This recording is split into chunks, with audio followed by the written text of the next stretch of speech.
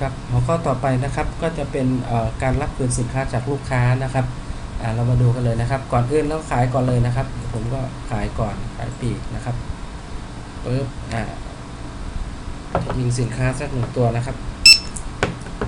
ปึ๊บตอนนี้สินค้าของเรามีอยู่2ล็อตนะครับล็อตนี้มี92ขวดนะครับเราขายไป2ขวดนะครับ F10 เก็บเงินนะครับด้วยเงินสดก็ได้นะครับตอนนี้บินของเราสังเกตดูก็คือ331นะครับหมายเลขนี้นะครับแล้วก็ผม F10 เลยแล้วก็ใส่จำนวนเงินค่าเงิน 1,000 บาทเสร็จสมบูรณ์ไปแล้วนะครับตัดสต็อกไปแล้ว2ขวดนะครับ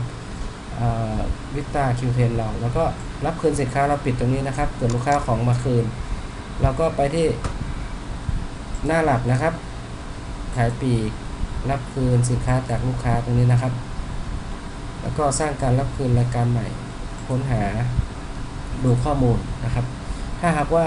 ลูกค้าเพิ่งซื้อไปเนี่ยวันนี้เราก็ดูข้อมูลได้เลยแต่เราอยากจะ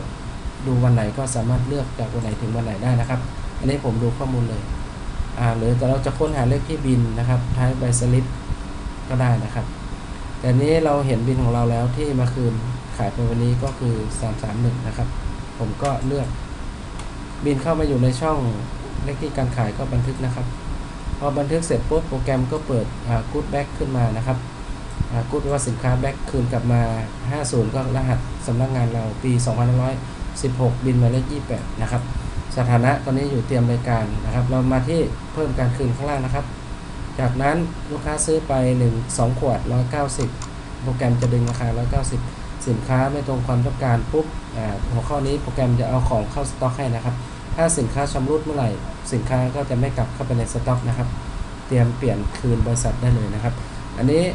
ผมคืน2นะครับเพิ่มการคืนเข้าตรงนี้นะครับ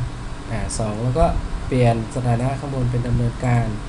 นะครับเครื่องหมายถูกก็จะมาอยู่ดำเนินการแล้วก็ชำระเงินข้างล่างนะครับลูกค้าซื้อเงินสดแล้วก็คืนด้วยเงินสดหรือจะเงื่อนไขอื่นก็เลือกตามนี้นะครับเราก็เซฟคืนเงินให้ลูกค้าไป380 บาทนะครับก่อนจะเสร็จสมบูรณ์โปรแกรมก็จะเอาเข้าสต็อกให้เรา2อันนี้ผมยังไม่เสร็จสมบูรณ์นะครับ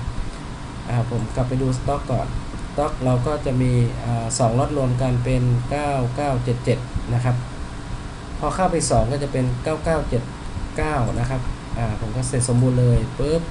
แบบนี้นะครับพอบินไปนี้เสร็จสมบูรณ์แล้วกลับไปดูสต็อกอีกทีนึงนะครับสต็อกก็เป็น9979นะครับเลื่อนลงไปดูข้างล่างนะครับแสดงการรับคืนสินค้าจากลูกค้าตรงนี้นะครับดูข้อมูลโปรแกรมก็จะบอกว่ามีบินที่รับคืนวันที่1เดือน3นะครับปี2516บิน Good Back หมายเลข28นะครับล็อตสินค้าที่รับเข้าสต็อกนะครับก็มีรับเข้าสต็อกเมื่อกี้เราขายล็อตนี้ไปมี2ล็อตนะครับล็อตนี้มี92ใช่ไหมครับเราขายไป2นะครับแล้วก็รับคืนกลับเข้ามา2ด้วยล็อตเดียวกันนะครับโปรแกรมก็จะตามเลขล็อตตรงนี้กลับคืนเข้ามาให้นะครับสต็อกก็จะมี92เหมือนเดิมนะครับอันนี้สินค้าไม่ตรงความต้องการขายไป190จำนวน2ขวดแล้วก็รับคืนเข้ามา2ขวดเช่นกันวันนี้ก็จะเป็นเงินคืนอยู่ในสรุปการรับเงินนะครับ190 บาทนะครับในแคชเชียร์ก็จะถูกหักคืนกลับมา190 บาทเราสามารถพิมพ์ใบสลิปให้กับลูกค้าได้ทันทีเป็นหลักฐานนะครับอันนี้ก็จะเป็นการรับคืนสินค้าจากลูกค้านะครับในโปรแกรม CW Pharma ของเรานะครับ